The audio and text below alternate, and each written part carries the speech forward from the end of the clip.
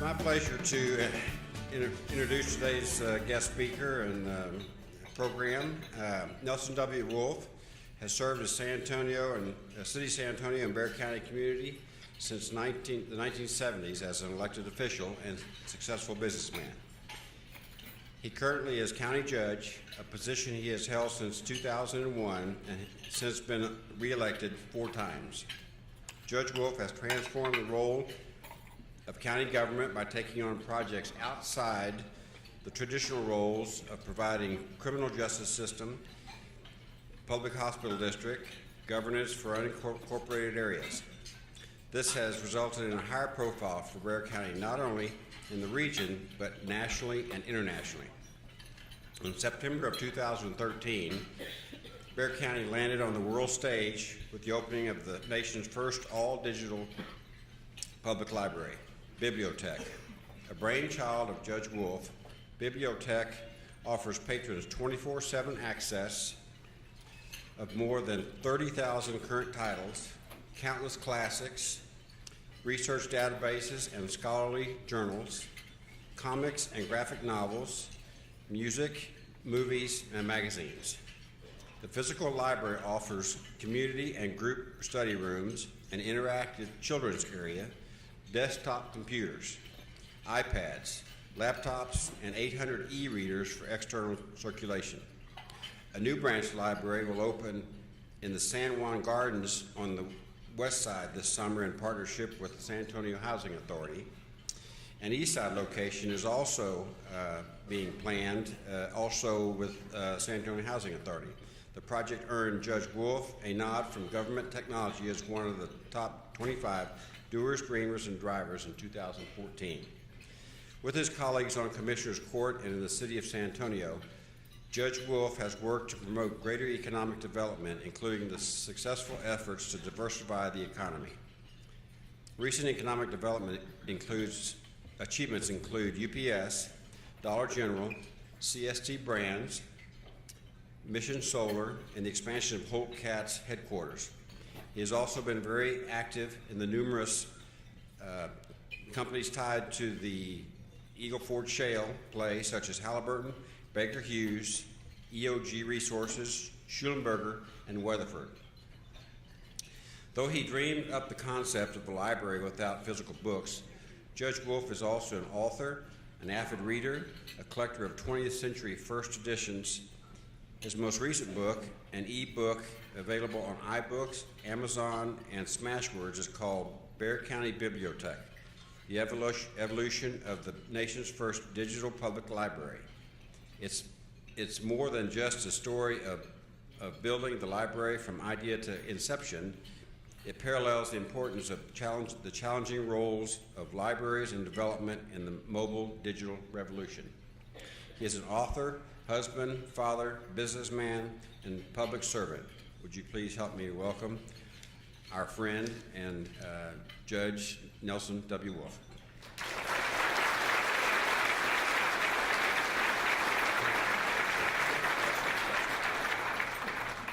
Well, thank you, Gary. Thank you very much for the great role that you play in our community, and to Dwayne Wilson, who has done a tremendous job leading this North Chamber to its new heights, and to Rob Killen, who's doing a great job of chairing it.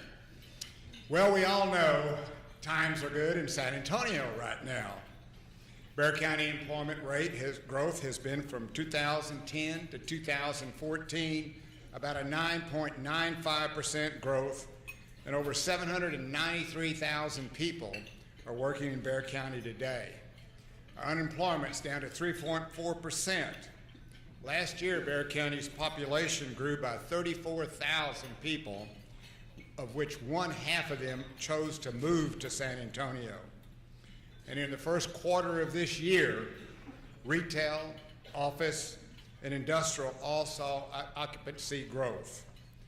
Our strong economy has enabled us to meet the needs of a growing population while keeping the county's fiscal house in order.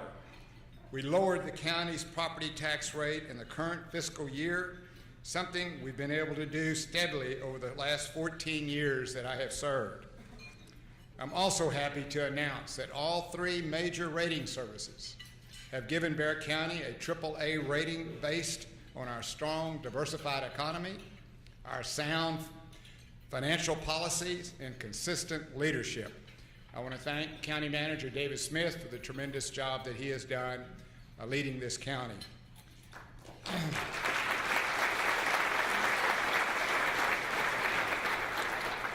Our economy is strong because over the years we've expanded and diversified to include a thriving biomedical industry, finance industry, manufacturing, tourism, military, cybersecurity, and oil and gas companies related to the Eagle Ford.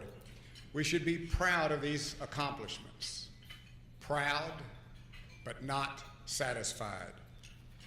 All of our economy is being affected by rapid innovation technology, the explosive growth of computing power, storage, networking, sensors, and software applications is rapidly changing everything in our economy.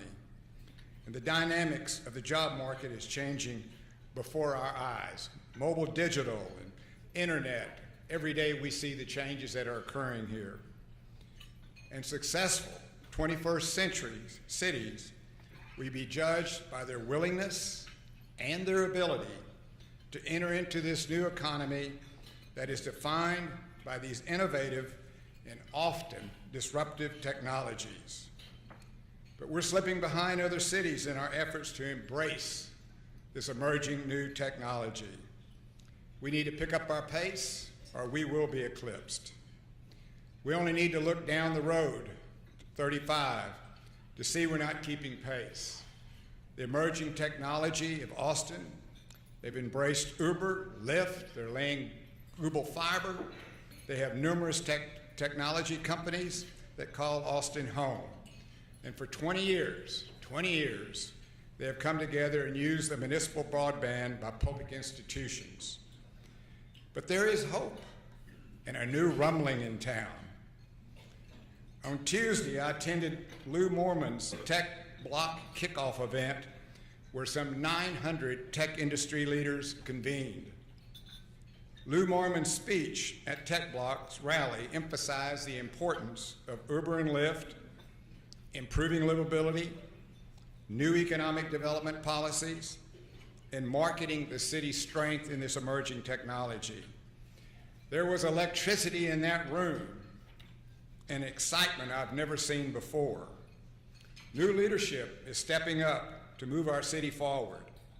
And if we will step with them and if we will support them, we could become a thriving, innovative technology center.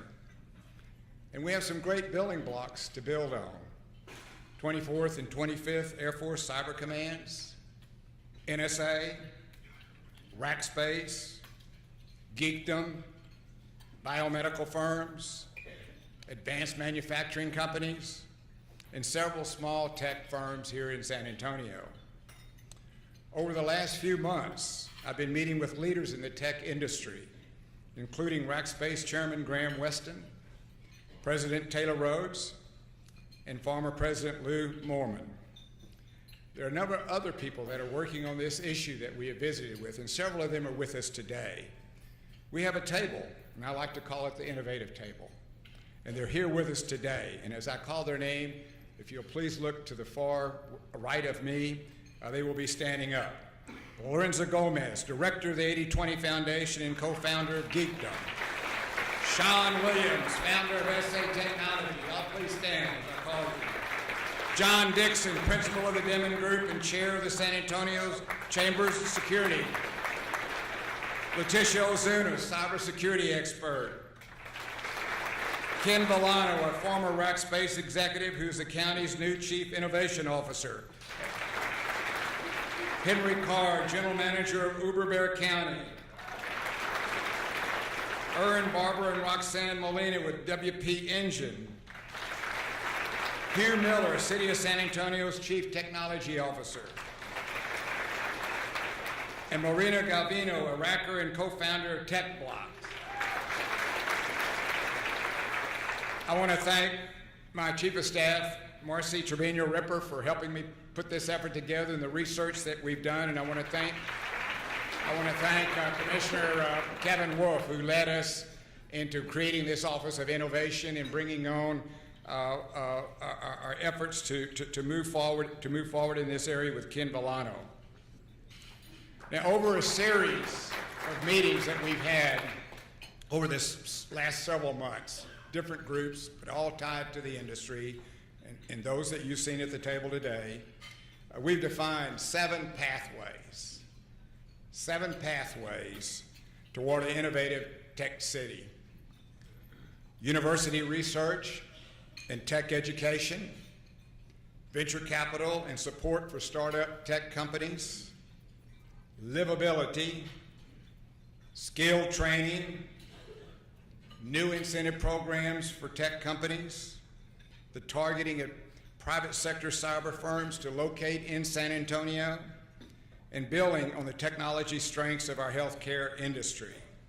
And to be able to do that, it takes 3 major partners to move forward in this area: local government, the private sector, all of you in this room today, and academia. Let me first address a few things in local government and how we can be supportive. First of all, we've got to be willing to embrace new disruptive technologies. The county did that with Bibliotech when we opened the nation's first all-digital public library. It was a challenge to the old way of doing business and led to a tense relationship with the San Antonio Public Library. My opponent in my race for re-election had criticized me for starting Bibliotech and said he would stop Bibliotech in its tracks if he got elected. But you know what? Elections do count. As mentioned earlier, we're building 2 new bibliothèques, and we're taking them to where there's a digital divide, where a lot of people are not connected, and where they need the help to get connected, where they need to learn the new skills if we're going to evolve and really do well. We're doing it with ebooks, and we're teaching people how to use that technology, and we're providing courses there. And as we build this system, you know where our central library is? Up in the sky somewhere. We don't have one and we don't need one, because everything's coming to us technology-wise.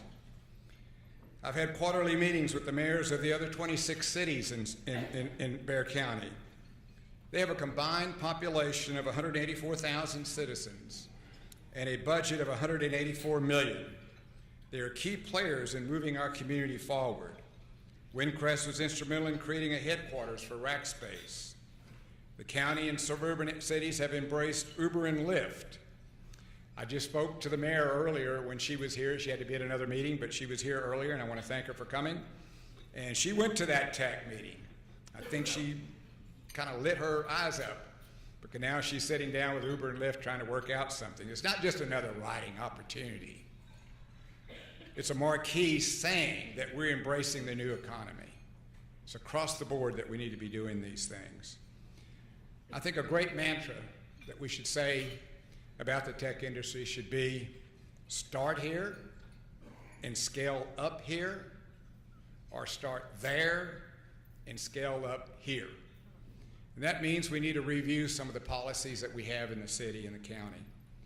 We should focus on growing local tech companies and recruiting out-of-city companies that provide complex, high-skilled employment opportunities.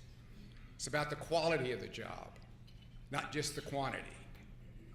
Technology complex jobs are in smaller numbers, but have higher pay and employ talented individuals. Talent breeds more talent. In this next budget year, I will recommend creating $1 million 381 grant fund to attract and grow such companies. We will also consider reallocating tax abatements to these new industries. We need to be actively involved in recruiting these companies to come to San Antonio, as we did with WP Engine, a WordPress website hosting company that is headquartered in Austin, but chose us over Houston, Dallas, and Phoenix. The next step should be we move them here, and we're going to be working on that. We look forward to working with Economic Development Foundation. Mario's here with us today, and we understand that Wayne Peacock will be the new chair of EDF, and to help help us work through some of these new strategies to support this industry. Another thing we should be doing at the local level is to create a livable environment, and that means giving people a choice. Not everybody wants to live in a big house in the suburban areas. You want to give them a choice of an urban type of living, and we're doing that today. Housing and retail along the museum reach of the river and the Pearl and Broadway corridor continues to grow. More housing is coming up at the Mission Reach, at Big Tex, Blue Star, Cevallos, Probat, and soon at the Lone Star Brewery. The City Council, and to Joe Cryer and the group that's working so hard on this, I want to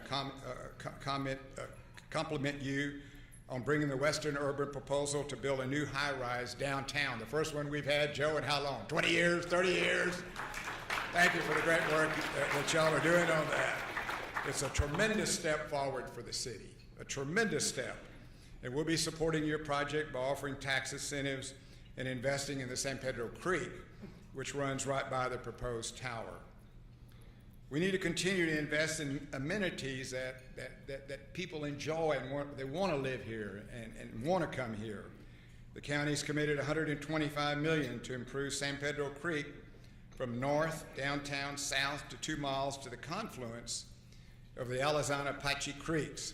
Commissioner Paul Elizondo has led that effort, and Paul, thank you so much for doing this.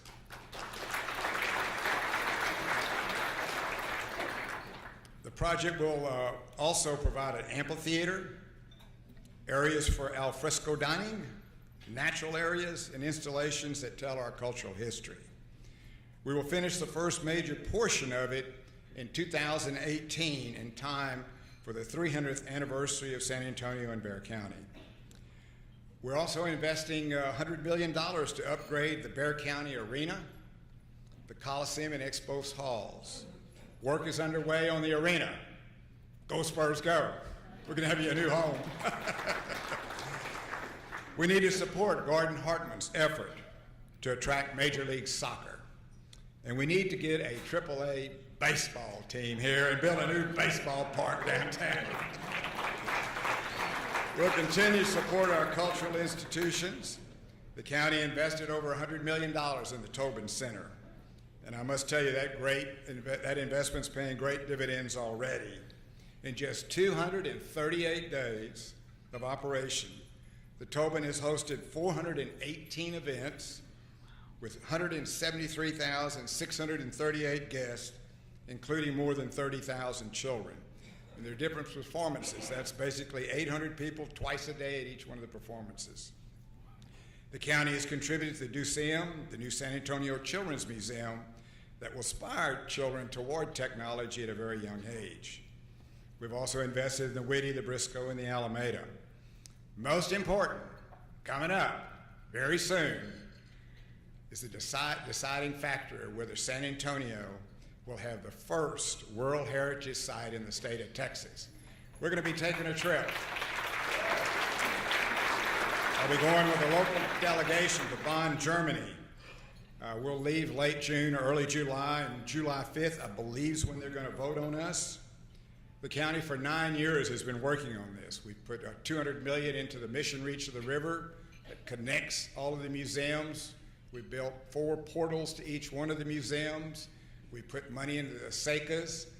We put money into the San Juan and the farms that they're creating there. So we've been a great support to the missions. And if we get this, it's going to have a big impact from a study that we took, an impact of some $100 million a year. Tourists will come here for the cultural and historical experiences that we'll offer with the missions. And again, congratulations to the city of San Antonio for stepping up and working with the Alamo and with the state. Bush is getting us, I think, $25 million. Is that the latest number I heard? Is that right, Joe?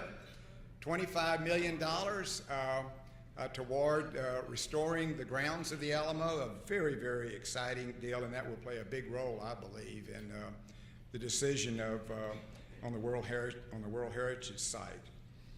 We need to continue to step up our support of music venues.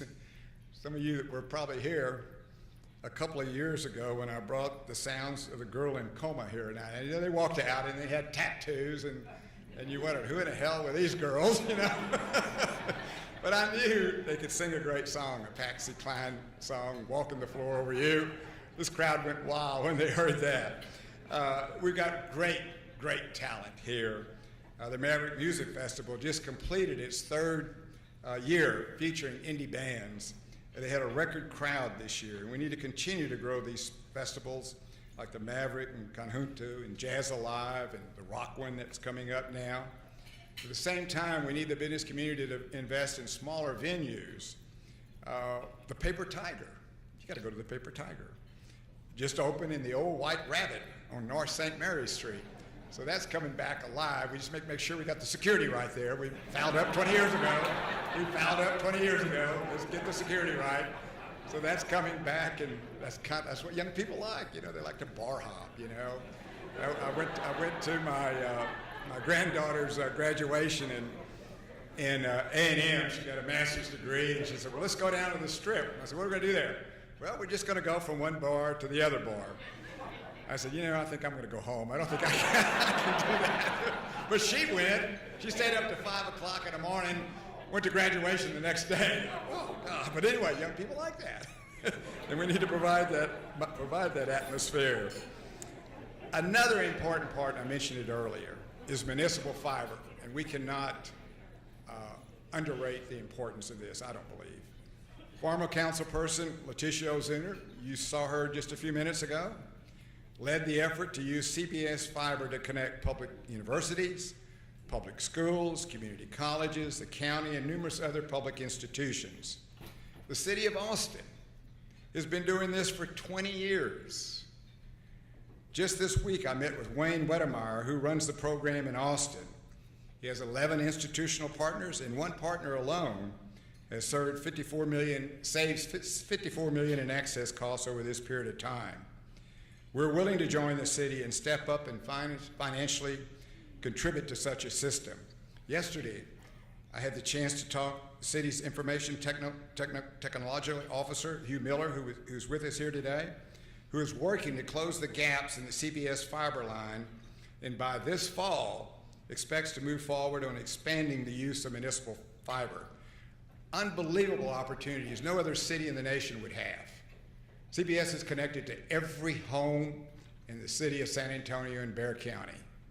There ought to be a way, and I know we got to be careful, there ought to be a way to get information and data to all these homes that would be helpful to all of the citizens of our area. Also in connection with municipal fiber, Hugh is also working closely on the Google high-speed fiber and looking forward to our county's looking forward to supporting them. I met with their team just a couple of weeks ago. And so they're doing a study now. They got some people on the ground. That's another identifying mark. They're fixing to build it in Austin. We need to get it going here. The county commissioners court, and working with our hospital district, authorized the investment of some $900 million in our Bexar County Hospital District. A good deal of that money is going to advanced technology, the latest technology for digital patient tracking and electronic medical records and the state-of-the-art diagnostic equipment. We have over 6,000 employees working for our hospital district, and they play a key role in the emerging technology. The hospital won one of the top 100 wired hospitals in the country. They have the state-of-the-art Tier 3 data center that links their whole system throughout the county. And they're also, most importantly, a teaching hospital for the UT Health Science Center. That's a very important connection to things that we're talking about today. Technicians and everybody comes through the university hospital. And we help support their research programs also. So we have the opportunity to continue to grow in that area. The second really important piece is academia. A&M, UTSA, UT Health Science Center, Incarnate Word, St. Mary's, Trinity, and other Lady of the Lake need to continue and work more to enhance technology research and course offerings. Molly Agrawal, UTSA's Vice President for Research, has taken the lead. The Open Cloud Institute, with startup funding from the 80/20 Foundation, is developing degree programs in cloud computing and big data. UTSA's cybersecurity program is ranked as the best in the nation. They may offer other They offer many other tech-related degrees and are now creating a degree in data analysis.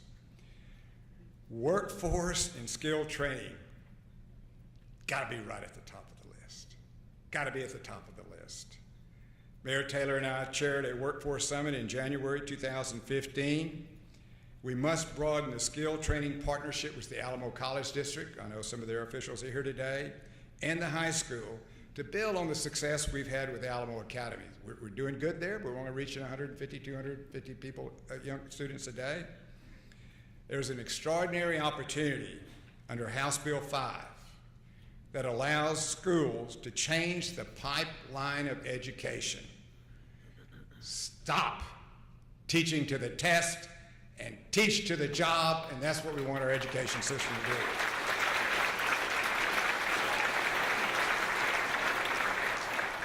House Bill 5 promotes career pathways for high schoolers, whether it's for a 4-year or 2-year degree or an apprenticeship or a certificate. We urge all our school districts to make sure these are fully implemented. This bill and encourage more students to take advantage of dual credit programs where they simultaneously earn an associate degree, certificate, or both as they graduate from high school. Commissioner Tommy Calvert is working with superintendents to develop cybersecurity curriculum so that more students can graduate from high school with certificates in security clearance. Commissioner Rodriguez has been instrumental in working with many of the little small school districts that are south of town. You don't think too much of them. We rode out to Southwest High School, right on the edge, southern edge of Bexar County, and Commissioner said, you gotta see what they're doing. Well, we went out there and we talked to an extraordinary teacher, Arthur Celestine. He was there with his students. We met every one of the students in the class. And he started this program on his own with support from the school, innovative step forward. He came along and the students are receiving security clearance and tech certificates even before they graduate. Larry Hurtado was there, CEO of Digital Defense. He's there helping those students every day. He's helping fund the operation there. He's helping them get certified, and he's giving them jobs. Through Bibliotech, we will collaborate with school districts, and we're now in 58 different school libraries. We take the information to them. They don't have to come to us. We take it to them, and we'll be adding more tech courses in our libraries. We're also working with the Open Cloud Academy to eventually provide prerequisite courses at all 3 Bibliotech branches. Private sector, that's most of you. Incredibly important, incredibly important. The Chamber's taken the lead in fostering skill development programs in our college district and high schools. HEB is funding $1.5 million to implement a program with the goal of placing 20,000 people in quality applied learning experiences with local employers by the year 2020. The program will also support internships for educators to get out of the classroom to learn the latest about industries for which they're preparing students. The marrying of the private sector with the education is exactly how we will ensure we're educating students for our new economy. Cybersecurity industry. John Dixon probably knows as much about that as anybody in the country. He's heading up the Chamber's Cybersecurity Industry Council, bringing together CEOs from cybersecurity companies. The group is focusing on several initiatives to promote and grow the local cyber community industry, including creating prospects for relocation, for expansion of cybersecurity companies, identifying gaps and solutions for workforce training challenges. Dahl Beneby, oh, that guy's, he's with it. The heads up CPS. He knows what's going on. He knows the changing world. They've taken the lead in new technology, green energy. Mission Solar now is producing solar panels with state-of-the-art technology at Brooks. Just this week, I attended Dahl's announcement of the Innovation Center to be built on the historic road power plant right on the Mission Reach of the river. Private sector companies have joined to fund the project with a commitment over $15 million. Companies also need to continue to expand their internships and apprenticeships Toyota is doing that, offering paid internships for high schoolers, juniors before their senior year. The student works at apprenticeship in 3 days a week and attends schools at the Alamo colleges for 2.